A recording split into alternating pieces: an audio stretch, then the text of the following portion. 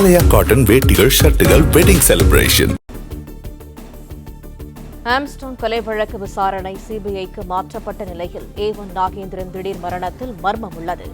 நாமக்கல்லில் பேசிய அதிமுக பொதுச் செயலாளர் EPS சந்தேகம். இந்த ஆம்ஸ்ட்ராங் கொலை வழக்கில் முதல் குற்றவாளி இன்னைக்கு இறந்துட்டு தான் பத்திரிகையில்.